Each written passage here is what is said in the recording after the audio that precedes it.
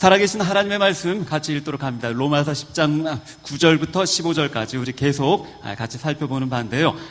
로마서 10장 9절부터 15절. 네, 제가 먼저 9절 읽습니다. 여러분들 10절 번갈아 가면서 읽을게요.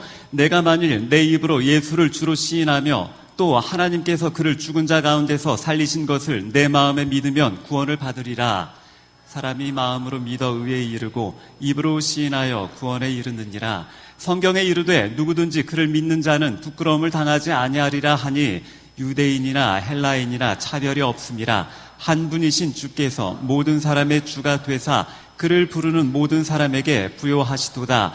누구든지 주의 이름을 부르는 자는 구원을 받으리라. 그런즉 그들이 믿지 아니하는 일을 어찌 부르리요? 듣지도 못한 일을 어찌 믿으리요? 전파하는 자가 없이 어찌 들으리요? 같이 읽습니다. 보내심을 받지 아니하였으면 어찌 전파하리요? 기록된 바 아름답도다. 좋은 소식을 전하는 자들의 발이여 함과 같으니라. 아멘. 우리 잠깐 말씀 듣기 전에 기도하고 시작하십니다. 잠깐 기도하십니다. 살아계신 아버지 하나님, 우리 선교사 열전 살펴보고 있습니다. 하나님, 이 땅 가운데 오셔서 우리 민족을 사랑하시고 그리고 우리 할아버지 할머니들을 사랑하셔서 그분들의 일생을 다 바치셨던 그분들의 삶을 저희가 살펴보고자 합니다. 하나님, 그리고 저희들에게도 그분들처럼 살 수 있는 용기와 그리고 믿음과 그리고 열정을 허락하여 주옵소서. 감사드리오며 예수님의 이름으로 기도하옵나이다. 아멘. 여러분들 주옵소서 하니까 아멘도 안 하고 한국의 선교사님들, 오늘은 특별히 전라도 지역에 처음으로 내려가는 7명의 선교사님들 한번 살펴봅니다. 우리 언더우드 선교사님이 있죠. 이분이 1885년에 입국하셨다가 이제 안식년 때 1891년쯤 다시 미국으로 가서 한국 선교 보고를 하게 됩니다. 근데 이분하고 같이 하셨어요. 이분이 누구냐면은 지난 시간에 살펴봤던 윤치호 선생님이세요. 이분이 뭘 썼죠? 애국가 가사. 여기 보니까 찬미가 14장. 그러니까 여러분들 우리 애국가는요 찬송가였습니다. 여기 보면 여러분 기억하셔야 돼요. 잘 보이시죠? 동해물과 백두산, 그리고 하나님이에요. 그러니까 하늘님 아니에요. 하나님, 유일신, 우리 하나님이에요. 이분이 썼으니까 이게 원조예요. 그러니까 동해물과 할 때 하느님, 그거 하지 마세요. 하나님이에요. 성경에 나오는 하나님이에요. 이분 윤치호 선생님이 썼다니까요. 그리고 벙커 선교사님이 이 가사에다가 이 곡조를 붙여줬다 그랬죠. 특별히 찬송가 280 천부여 의지 없어서 바바바바바바. 그래서 옛날 애국가는 윤치호 선생님이 썼던 이 찬미 가에다가 이 찬송가 곡조를 붙여서 동해물과 찬송가였어요. 독립군들도 그렇고요. 우리 선조들이 이 찬송가 부르면서 대한민국 건국하셨던 겁니다. 근데 여러분들 일견에 이 의견이 있어서 아니다. 윤치호 선생님은 그 친일파인데 여러분들 이 의견은 조금 있기 때문에 구체적으로 설명하지 않겠습니다. 윤치호 선생님이 아니다. 도산 안창호 선생님이 작사했을 것이다. 상관은 없어요. 도산 안창호 선생님도 상동파예요. 우리 기독교인이에요. 두 분이 둘 중에 누가 썼건 간에 하나님이에요. 하느님이 아니고 하나님이에요. 분명합니다. 여러분들, 그리고 이게 요즘에는요 미국 에모리 대학교에서 윤치호 선생님이 직접 썼던 그 친필 그 근거가 있습니다. 그래서 윤치호 선생님 설이 조금 더 세요. 근데 이걸 밝혀주신 분이 불교계의 해미 스님이세요. 직접 에모리 대학교는 신학대입니다. 직접 찾아가셔서 윤치호 선생님이 이걸 먼저 쓰셨다 밝혀주셨어요. 참 고마워요. 스님 나중에 한번 뵙게 되면 제가 식사를 한번 대접해야 될 것 같아요. 여러분들 일단은요 이 언더우드 선교사님이 그렇게 윤치호 선생님과 같이 선교 보고하면서 조선의 선교사가 필요합니다. 그렇게 강하게 어필하는데, 자 언더우드 선교사님이 이렇게 보고를 합니다. 평양, 서울, 부산 몇 분의 선교사 외에는 다른 지역에 선교사가 한 사람도 없습니다. 이 선교 보고를 듣고요 당시에 7명의 젊은이들이 서원합니다. 저희가 가겠습니다. 저희 보내주십시오. 하지만 당시에 이분들이 미국 남장로교 소속 이제 그 신학생들이었는데요. 이분들이 가겠다고 하는데 미국 선교회가 우리는 아직 준비가 되어 있지 않다 이렇게 말을 합니다. 이유가 뭘까요? 돈이 없기 때문이에요. 당시 선교사님을 파송한다 할 때 여러분들 그 선교사님의 가정과 생계비, 살아갈 집도, 그리고 그 모든 걸 다 근데 그렇게 미국도 잘 사는 나라가 아니었나 봐요. 여러분들, 그러면서 이 언더우드 선교사님의 형이었죠. 지난번 한번 설명했습니다. 존 토마스 언더우드 선교사님이, 언더우드 선교사님 집안이 발명가 집안이거든요. 이분이 타자기를 개발을 했는데 당시에 타자기가 없던 건 아니에요. 근데 당시 타자기는 이런 거였어요. 딱 치면은 뭘 치는지 몰라요. 다 치고 뽑아보면은, 그러니까 치는 동안에는 뭘 치는지 몰라요.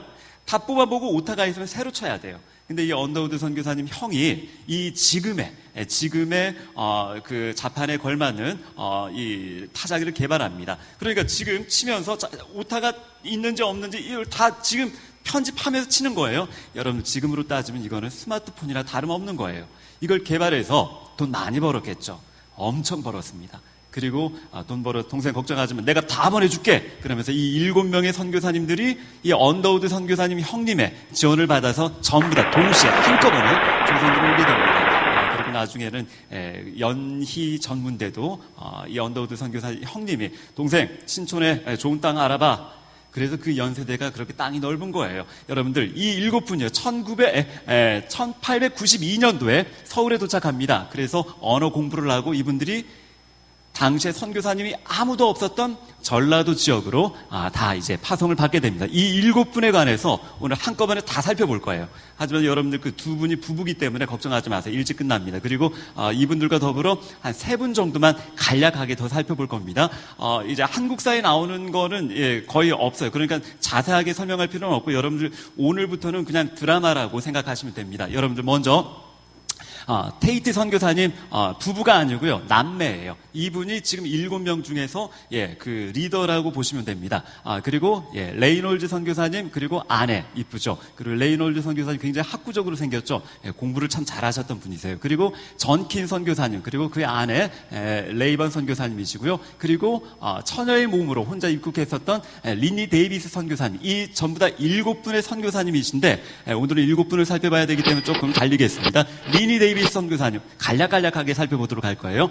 이분은요, 조선에 오기 전에 홀어머니가 계셨는데 그 어머니가 굉장히 위급하셨어요. 근데 위태위태하셨는데도 어머니를 놔두고 조선으로 오게 됩니다. 지금 요 분이시고요. 그리고 7분 중에서는 바로 이분이십니다. 여러분들, 리니 데이비스 선교사님 7인 중에요. 제일 먼저 조선에 입국합니다. 그러니까 레이놀드 선교사님, 전킨 선교사님 이 두 부부는요, 부부니까 이제 가정이 있으니까 조금 정리하면서 좀 늦게 출발합니다. 같이 파송은 받았는데 늦게 미국에서 출발하고요. 테이트 선교사님 남매는 일본에서 약간 체류를 했어요. 근데 이분은 가장 열정적으로 가장 먼저 도착합니다.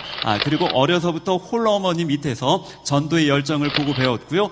여러분 기억하셔야 돼요. 하루 평균 80가정을 신방합니다. 박 목사님, 하루 평균 80가정 신방하는 게 가능할까요? 근데 보고서에 보면 이렇게 기록이 돼 있어요. 그리고 한 해 최고 1년에 1883명을 전도했대요. 여러분들, 저도 이걸 보고 설마 아니겠죠. 어떻게 혼자서 저 1년에 여러분 이따 좀 살펴보도록 할게요. 그리고 선교사들은 여장부라고 불렀다고 합니다.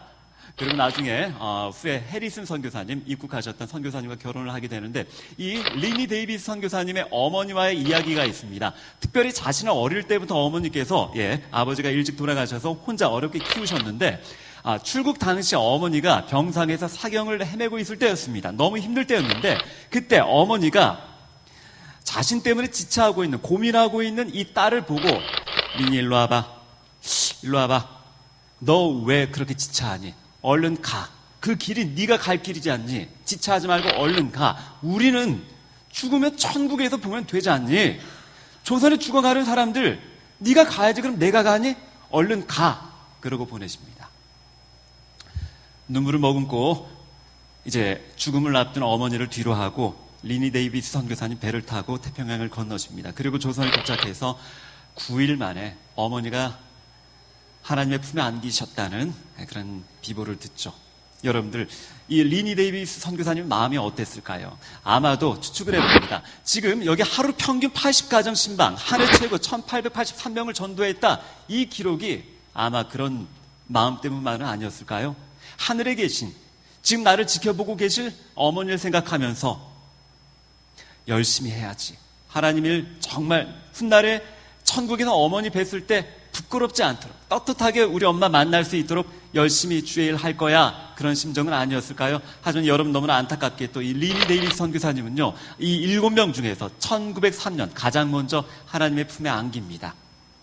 예, 그리고 이 리니 데이비스 선교사님의 이제 묘가 전주 지역의 예수병원 뒤에 있는 선교사 묘원에 안치가 되어 있습니다. 한 분만 간략하게, 이분이 리니 데이비스 선교사님과 결혼했던 해리슨 선교사님이세요. 이분이 나중에 조선에 같이 와서 아까 선교사님하고 결혼해서 생활을 하는데, 이분은 5일 장터 선교의 개척자라고 합니다.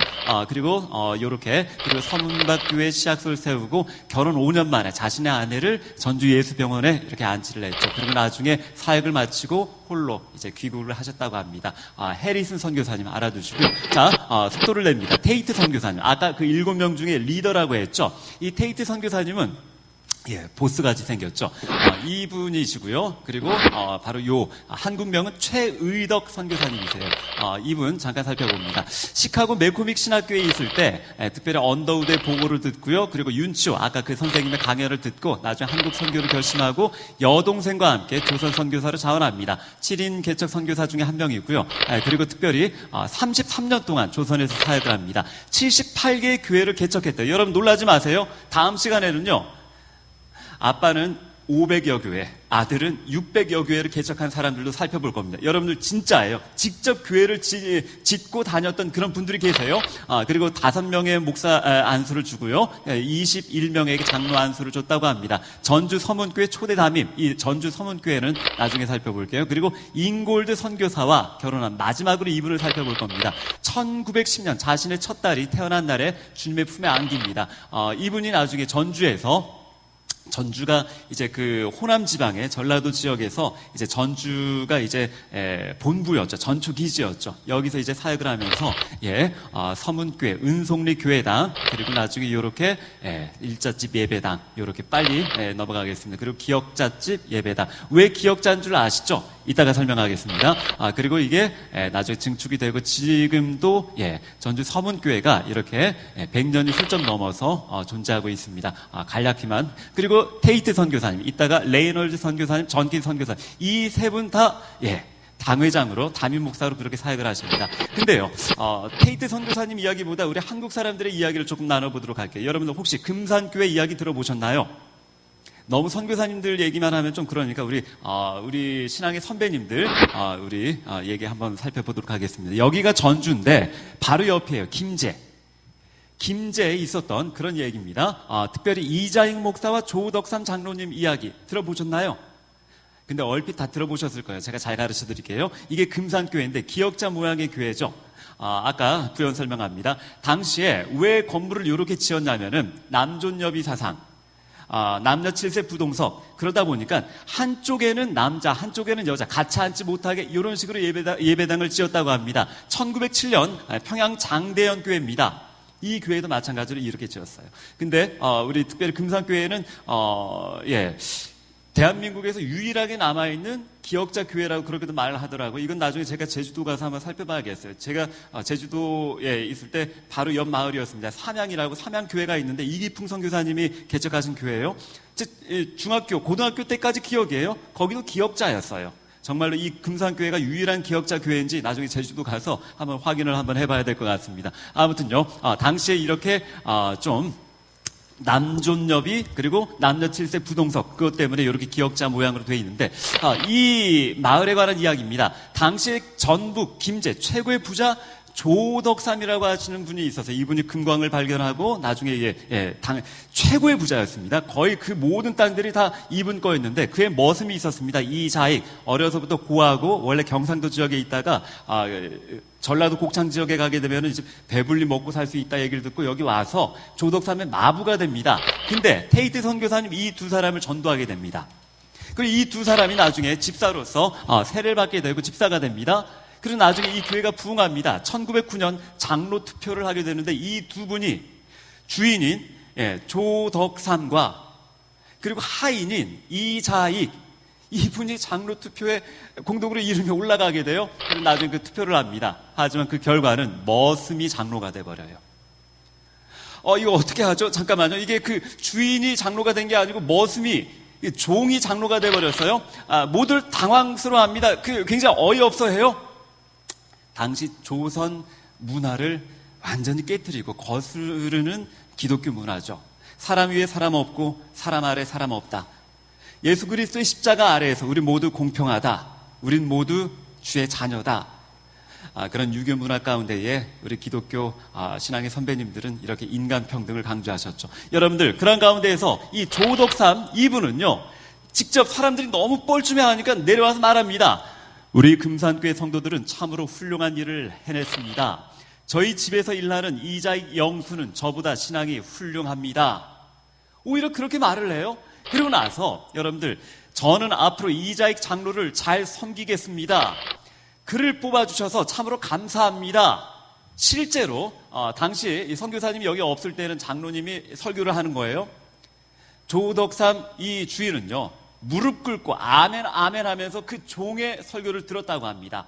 그리고 다시 집으로 와서는요, 다시 말을 준비하게나 다시 종과 주인이 바뀌죠. 여러분들, 이런 걸 거스르는 게 바로 기독교예요. 우리가 믿는 종교는 바로 그런 종교예요. 여러분들, 자, 이 당시 전부 다 그 안에 있는 그 풍금들이고 금산교회 안에 있는 물건들입니다. 그 후 그게 끝이 아니라 이 조덕삼은 나중에 장로가 됩니다. 본인도. 근데 이복의 이자익 장로님 하고 그 평양으로 이 종을 보냅니다. 공부하라고, 신학 공부하라고. 그리고 목사가 됩니다. 그리고 다시 금산교회 담임 목사로 청빙합니다. 이자익 장로님을 공부시켜서 목사 만들고 다시 불러 자신의 종을, 여러분, 이게 기독교예요. 그러고 나서 이자익 목사님, 특별히 조덕삼의 머슴 출신입니다. 금산교회 일대 장로. 그 후 평양신학교에서 신학 공부를 마치고 금산교회 담임으로 부임합니다. 대한예수교 장로의 총회장을 3번씩이나 해요. 여러분, 총회장 한 번 하는 거 알죠? 2번도 아니고요, 3번씩이나 조덕삼 장로님이 이자익 목사님을 만든 거예요. 여러분들, 이 조덕삼 장로님, 김제 지주 출신이고요. 자신의 모습이 이자익을 장로로서 그리고 담임 목사로서 겸손하게 섬깁니다. 훗날 그의 손자가 국회의원이자 주일 대사인 조세영 장로님이신데요. 여러분, 지금은 소천하셨습니다. 특별히 이자익 목사님 이제 그 대전신학교에 이제 기념관이 생길 때 현판식이 있었어요.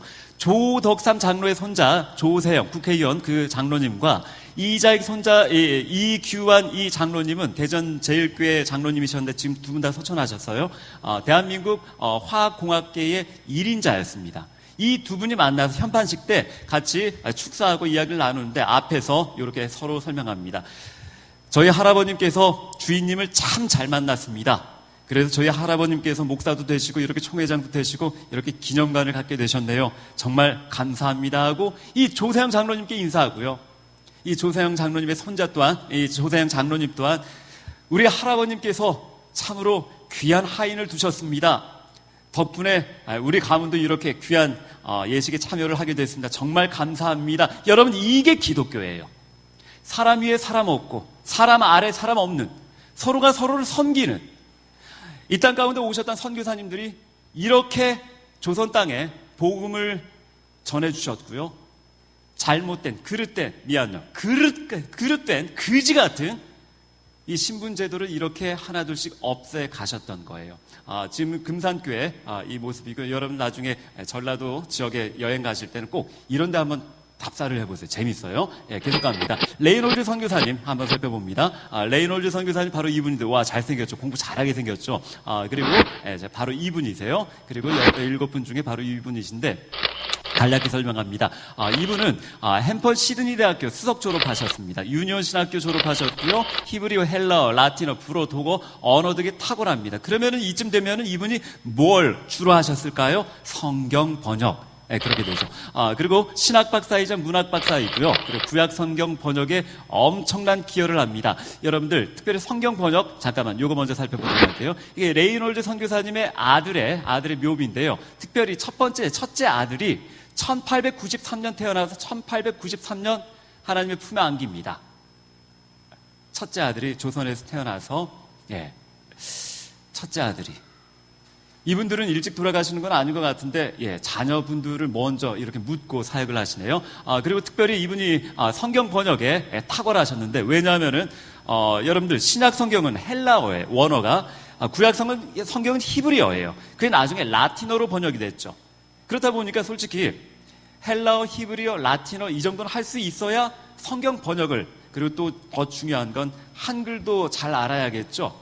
왜? 한글로 번역해야 되니까. 그럼 거의 언어 천재나 다름이 없는데, 여러분들, 이분에게 누가 한글을 가르쳐 주었냐면, 우리 첫 번째 시간으로 돌아가 보도록 할게요. 1866년 대동강에 토마스 선교사님이 이렇게 오셨죠. 그리고 성경을 던져주시고 나중에 참수형을 당합니다.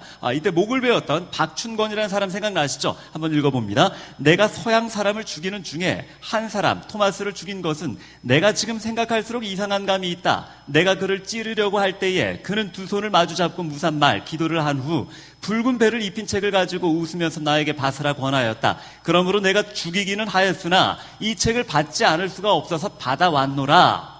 받아왔고는 와서 이 성경책을 어떻게 했을까요? 차마 읽지 못하고 장롱 속에 숨겨둡니다. 이 성경을요, 그의 조카 이영태라고 하는 그 조카가 몰래 읽습니다. 몰래 읽으면서 하나님을 알아가기 시작해요. 나중에 박춘권은 나중에 영주교의 영수가 장로가 돼서 이 땅에 부흥에 헌신하였고요. 이 조카 이영태라고 하는 사람이 이 성경을 읽고 예수 믿기 시작해요.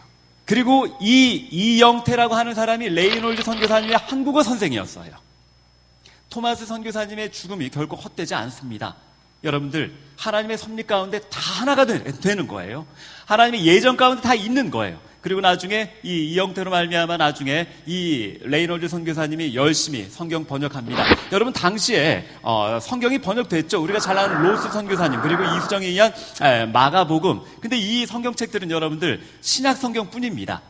신약 성경만 번역을 한 거예요. 그리고 이수정은 마가복음을 번역했습니다. 그럼 구약 성경은 어떻게 되죠? 여러분, 성경책 보시면은요, 구약이 신약보다 한 3배 분량이 많아요. 근데 성경학자들은 말합니다. 많은 번역위원들이 있었지만 거의 대부분의 구약은 레이놀드 선교사 혼자 다 한 거나 다름없다고. 모르겠어요. 이거는 성경 번역하시는 분들이 하시는 말씀이기 때문에 이분이 얼마나 노력했는지 여러분들 아시겠죠? 그리고 나중에 이렇게 기도하면서 이들이 주님의 말씀을 읽고 쓸 수 있도록 하나님 도와주옵소서 기도하면서 열심히 번역합니다. 마침내 1911년 구약을 전부 다 번역합니다. 그리고 나중에 이때는 이제 전보를 보낼 수 있는 그런 때가 됐나 봐요. 미국에다가 본국에다 선교 보고를 합니다. 뭐라고 보내냐면 여러분들 번역 이런 단어가 있을까요? 번역 다 되었소. 이렇게 우리 한글을 영어 음가로 쳐서 이렇게 보냅니다. 번역 다 됐대요. 여러분들, 이렇게 해서 우리가 가진 성경을 뭐라고 하죠? 성경 전서라고 하는 거예요.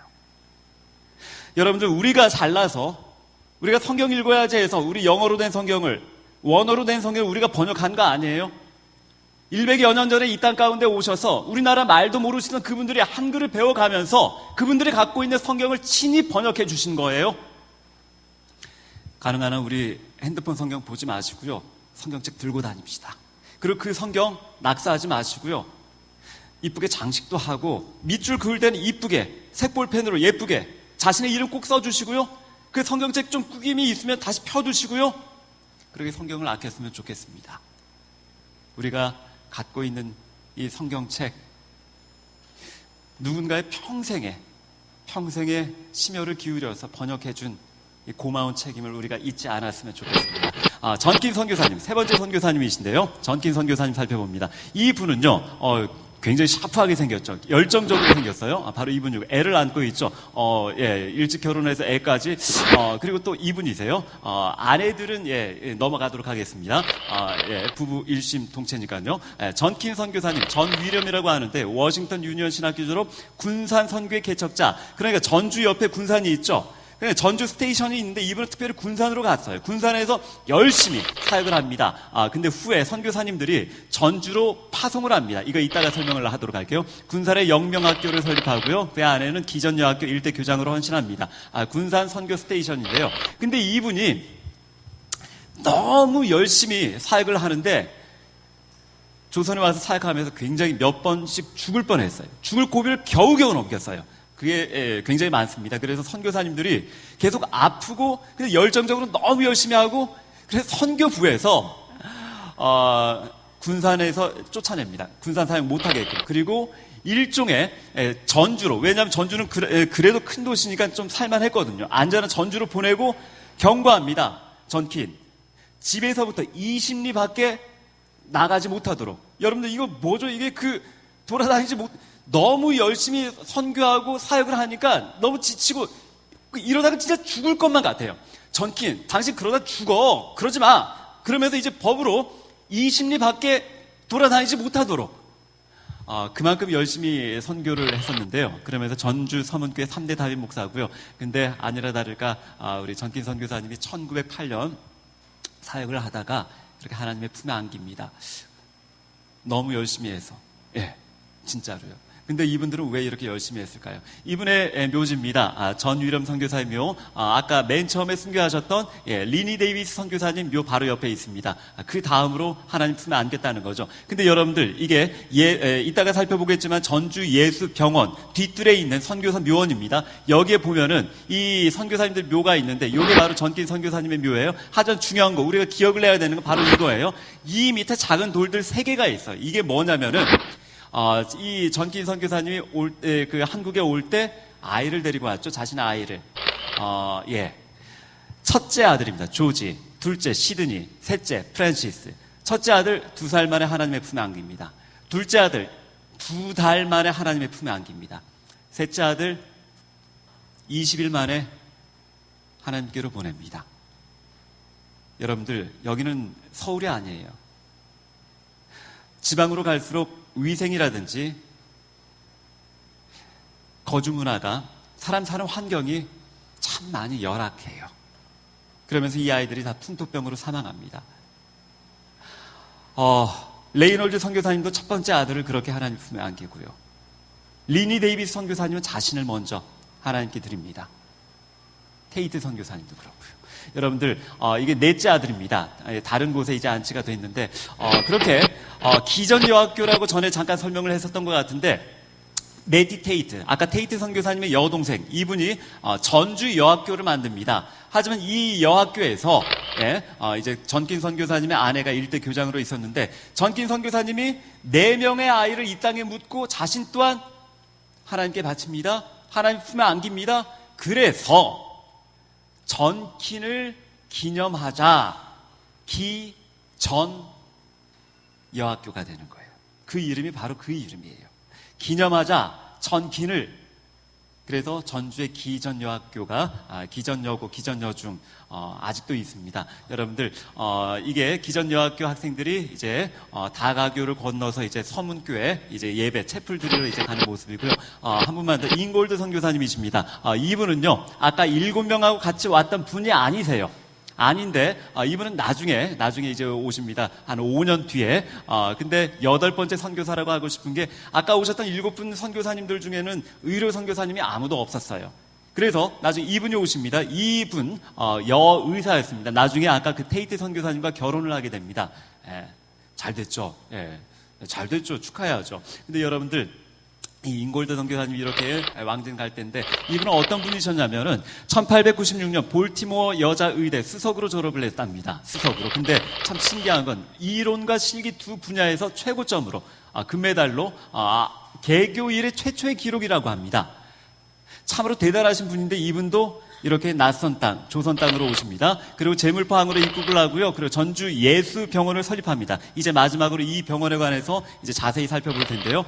그리고 테이트 선교사와 결혼을 하는데 자신의 첫 번째 아이, 딸이었습니다. 태어난 날 이 아이를 다시 조선 땅에 묻게 됩니다. 다시 한 번 더 설명합니다. 테이트 선교사님, 그리고 전킨 선교사님, 레이놀드 선교사님, 이분들 다 자신의 아이들을 다 하나님께 바치고 사역을 하셨어요. 그래서 열심히 하실 수밖에 없어요. 리니 데이비스 선교사님, 죽어가는 어머니 놔두고 조선에 와서 사역을 합니다. 후에 9일 만에 어머니가 하나님 품에 안겼다는 이야기를 그분들이요, 열심히 하실 수밖에 없겠죠. 이 땅이 어떤 땅인데, 내 아이가 묻힌 땅인데, 우리 어머니 내버려두고 와서 사역한 땅인데, 훗날 먼저 하나님의 품에 안긴 내 어머니, 내 아들, 내 딸 봤을 때 그들 보게 떳떳하게, 부끄럽지 않게 나도 천국에서 그들을 만날 거야 하는 그런 신념이 있었던 건 아닐까요? 여러분들, 이렇게 예수병원을 세워서 열심히 사역을 합니다. 특별히 이 전주 예수병원, 제가 고등학교에서 학생들 가르칠 때 이 이야기를 딱 끝나고요, 한 학생이 저에게 옵니다. 선생님, 저 전주 예수병원에서 태어났었어요. 거기 제 고향이에요. 그러면서 그 얘기를 하는데 참 반갑더라고요. 여러분들, 이게 전주 예수병원의 당시의 모습이고요. 다 선교사님들과 같이 이렇게 지금은 솔직히 우리가 아는 그 병원들보다 훨씬 더 이제 좋은 뭐 국립병원이라든지 대학병원이 있기 때문에 지금은 많이 이제 지방에서는 좀 그 순위에서 밀려났다고 하지만, 당시에는요 유일한 병원이었고 최고의 병원이었어요. 이런 분들이 와서 최고의 의사 선생님들이 그렇게 우리 할머니 할아버지들을 고쳐주셨던 거예요. 역대 이제 원장들인데요, 이게 아까 마치 인골드 선교사님이시고요.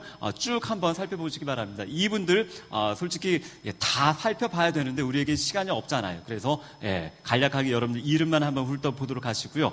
우리가 빨리 전라도 지역을 살펴보고 경상도 지역을 가고 그 다음 나중에 평양까지 가봐야 되기 때문에, 여러분들 이분 중에 요 폴 크레인 선교사님, 이분은 우리가 조금 마지막으로 한번 살펴봐야 됩니다. 7대, 9대, 11대 예수병원 원장님을 지내셨는데요.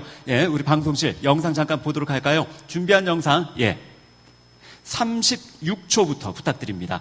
폴 크레인 선교사님, 밑에 깔아놨을 것 같은데 거기 플레이 하시면 됩니다.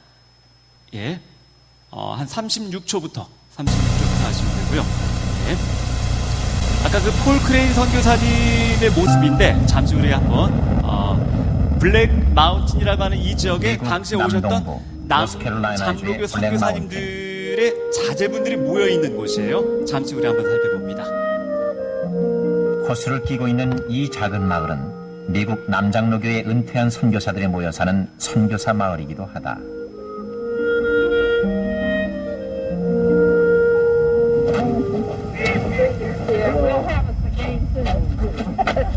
안녕하세요. 저희 한국에서 왔는데요. 네. 한국말 잘하시네요. 한국말 다 잃어버렸어. 잃어버리셨어요? 네. 한 35년 전에 한국에서 떠났으니까 35년 지금 한국말 많이 잃어버렸어. 어디서 사셨어요? 광주, 전남도 광주에서 나서 고향 광주에서요. 고향이 광주세요? 네. 그 다음에 전주 예수병원 조금 일했어요.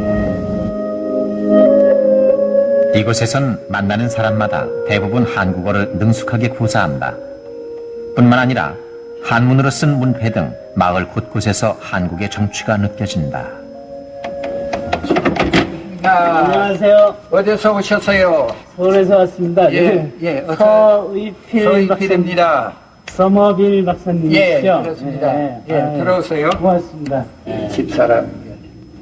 한국에서 온 취재팀을 반갑게 맞는 이 마을 사람들. 하촌이란 호까지 가진 서머빌 박사. 그의 집에는 우리들 곁에선 이미 오래전에 사라져버린 한국 물건들이 즐비하다. 쪽에 여기 고통문 있고 대동문 여기 있고. 한국에 오래 계셨어요? 네, 오랫동안 있었습니다. 예, 저희 서울에서 왔습니다. 그렇습니다. 예. 제가 순천 사람입니다. 순천. 자, 전라도 이분이에요. 순천. 폴 크레인. 예, 이분 잘 기억하셔야 돼요. 하와이 사람이죠. 아이고. 전라도 순천 사람이라고. 아시네요.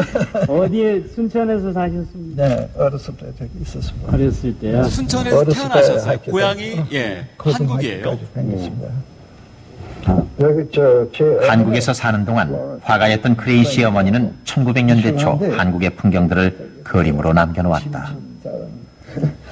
어머니가 예산된- 화가였는데 저 선교사이자 여수- 화가여서 당시의 여수 여수의 가지고 모습, 있습니다. 전라도의 아, 모습을 다 거기 이렇게 있구나. 그림으로 그려서 여기 남긴 거래요. 순천 저 남문 1916년 16년 여기 저 옛날 한국 예. 이것이 저 1851년 만드는 1851년에 한국지도요. 또 이것이 저 1787년 한국에 대해 대단한 애착을 보이는 이 마을 사람들은 주로 전라도 지방에서 활동했던 선교사들입니다. 자, 이 블랙 마운틴 지역이 또 하나의 공통점은 네. 당시 한국에선 유일한 외국인 교육기관이었던 평양 외국인 학교 출신들이라는 점이다. 조선에 와서 엄마 아빠들이 조선 선교사로 왔어요. 조선에서 1940년 태어났어요. 일제에 의해 그리고, 폐교됐지만 고향이 600여 명의 한국이에요. 당시 입학생 중 계속해서 현재 한국에서 미국 전역에 사역하다가 흩어져 있는 이들 은퇴해서 모여 사는 통상생들은 곳이 약 미국 250여 명. 블랙 마운틴이라고 하는 이 지역인데요. 이분들의 모습입니다. 그리고 동창생들이 모여서 이날은 같이 블랙 마운틴에 사는 한 달에 한 번씩 예배를 동창생들의 드립니다. 한 달에 한 번 있는 정기 모임이다.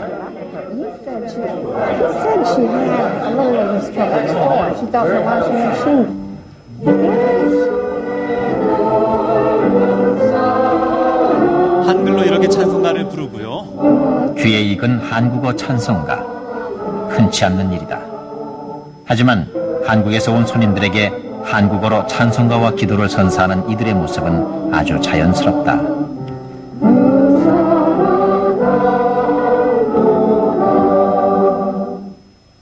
우리가 모이면서 한국 나라에 대하여 많이 기억하고 자, 하나님께서 영상 이날 내려주시기 모인 바랍니다. 곳은 린튼고. 영상 여기까지만 그럼- 다음 시간에 마저 보도록 하겠고요. 요 폴크레인 선교사님에 관해서 마지막으로 살펴보고 이제 마치도록 할게요. 여러분들 이 폴크레인 박사님이 이제 전주 예수병원 여기서 7대 9대 11대 원장님으로 지내시는데 젊었을 때예요. 젊었을 때 모습인데 여러분들 이 분이 아까 나이들 할아버지의 모습입니다. 닮았죠? 아까 우리 영상에서 봤을 땐 요 할아버지 모습인데 배가 나오시 요 할아버지인데요. 이 분 또한 자신의 아들을 3살 된 아들을 전주 땅에 묻고 사역을 하셨습니다. 여러분들 참 이런 말씀 참 죄송합니다. 우리 박 목사님 그 3명의 자녀가 있죠. 3명의 자녀를 모두 하나님께 드리고 사역을 한다. 그거 정말 힘들어요. 그건 상상도 못할 일이에요. 근데 선교사님들은 그러고 사역을 하셨던 거예요. 자, 윌리엄, 우리 그 크레인 선교사님, 이게 폴 크레인 선교사님 젊었을 때인데 이 두 분이 누구냐면은 이승만 대통령과 영부인이세요. 영부인이 외국인이셨죠. 그러니까 대통령이 방문할 정도의 병원이면 어떤 병원인지 아시겠죠? 계속해서 살펴봅니다. 요거는요, 박정희 대통령 그리고 케네디 대통령이에요. 케네디 대통령이 우리 한국에 방문해서 지금 여기 폴 크레인 선교사님 뭘 하고 있는 걸까요? 동시통역. 여러분 요거 아셔야 됩니다. 제가 첫 번째 석사 과정에 이제 그 강승삼 이제 그 교수님이 계셨는데 그분이 나이지리아에서 14년 이제 선교 사역을 하셨습니다. 그때 청와대에서 연락을 옵니다. 와서 통역 좀 하라고. 왜냐하면은 전두환 대통령 때였는데 전두환 대통령이 나이지리아 방문했을 때 그 나이지리아 대통령하고 이제 회담을 갔는데 통역을 해달라고. 선교사님들은 그런 분들이세요. 그냥 할 일 없어서 그냥 그런 분들이 아니라 여러분들 당대 최고의 실력과 학식을 갖춘 분들이 오셨던 거예요. 여러분들 나중에 이제 폴 크레인 선교사님이 잠깐만요. 이 폴 크레인 선교사님은 의사죠. 어느 대학 나왔을까요? 전 세계에서 영순위 의대라고 하면은 존스 홉킨스 대학 들어보셨죠? 거기 나오셨어요. 그런데도 한국에 오셔요. 여러분들 오해하지 마시기 바랍니다. 장 목사가 설교할 때 항상 선교사님들은 대단한 분들이셔서 나같이 그냥 별 볼 일 없는 사람, 보통 사람들은 선교 가지 말라는 건 그게 아니에요. 나는 너무 실력이 뛰어나서 선교 가기 아까워요. 그런 사람들.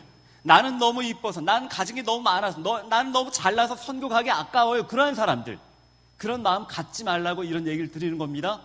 특별히 1964년 연도를 기억하셔야 돼요. 1964년 한 소녀가 어린 아이가 들것에 실려옵니다. 여러분들 당시에 6.25 전쟁 이후에 대한민국은 폐허가 된 땅이었어요. 아무것도 없는 땅이었어요.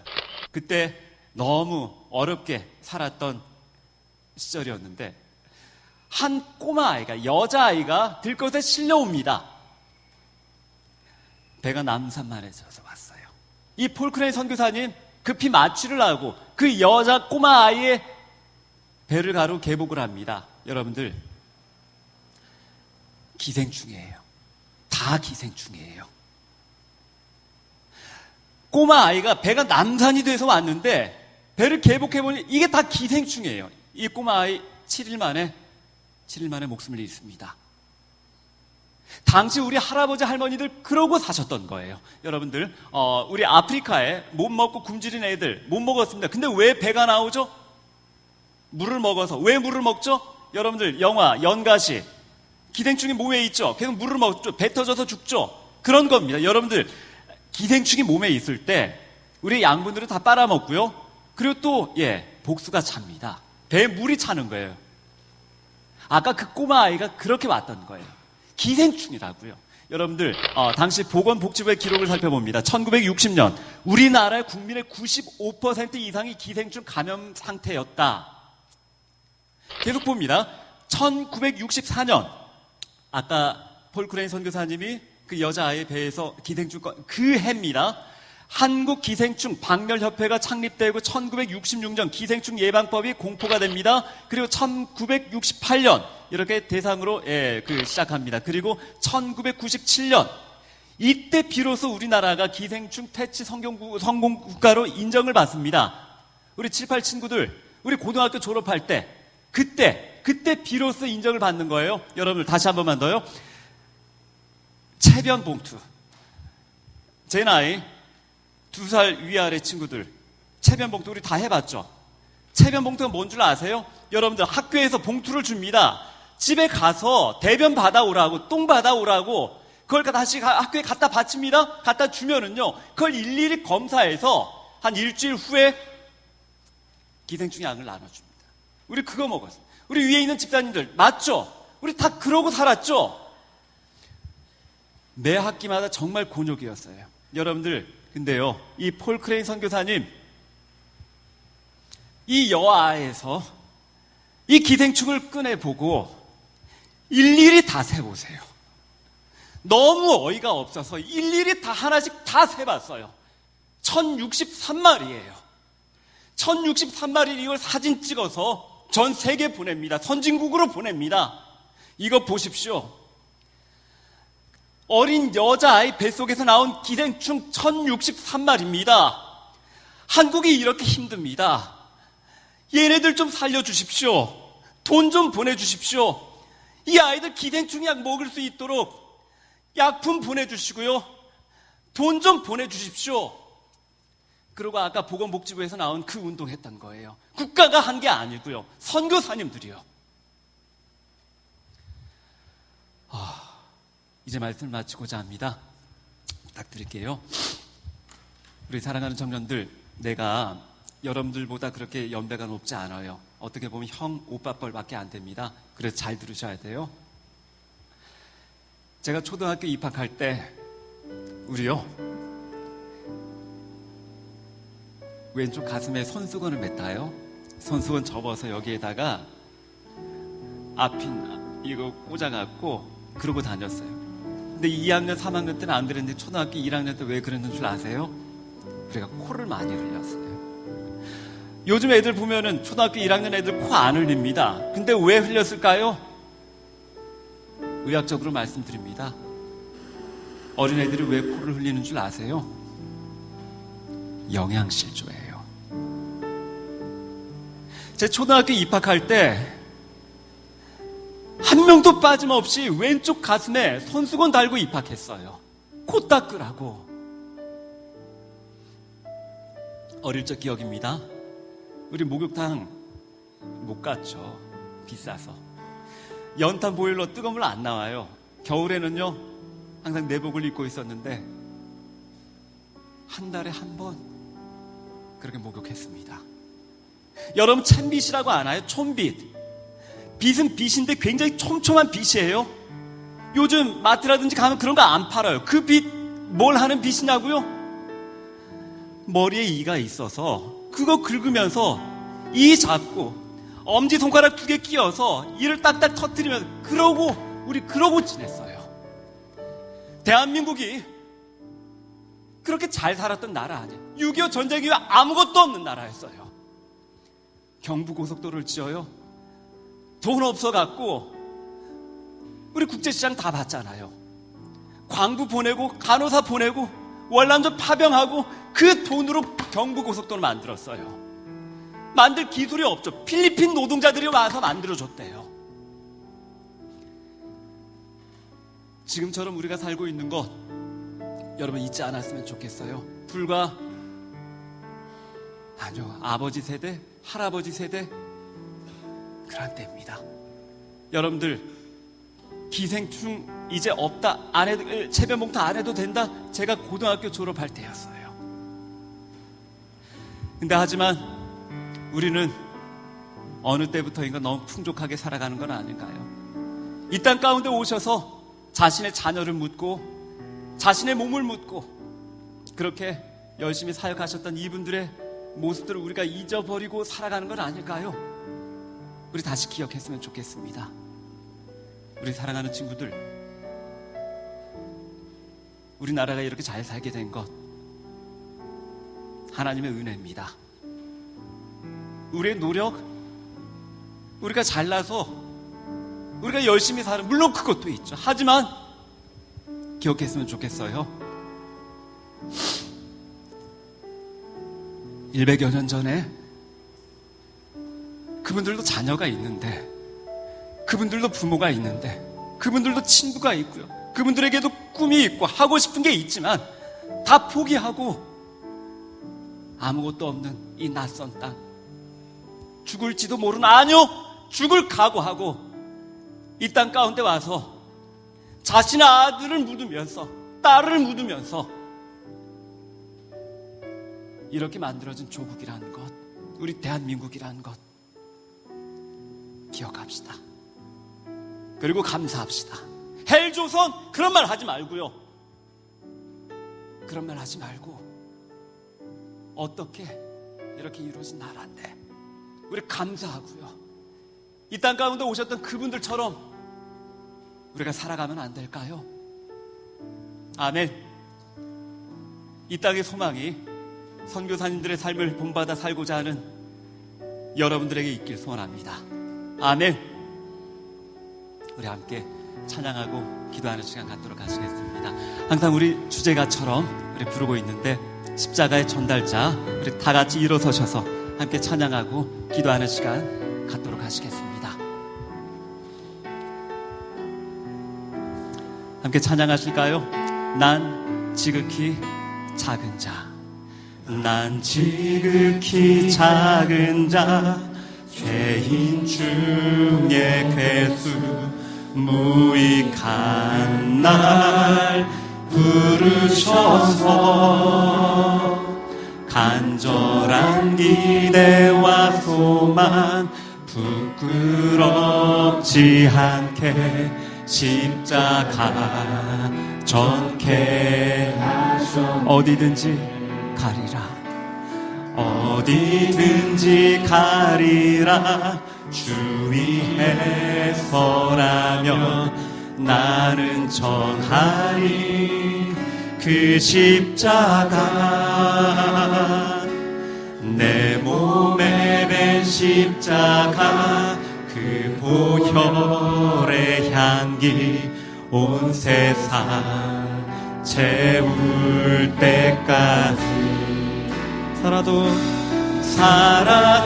주를 위해, 죽어도 주를 위해 살아 죽으나 난 주의 것. 십자가의 능력, 십자가의 소망, 내 안에 주만. 다시 한번 더 믿음으로 고백하십니다.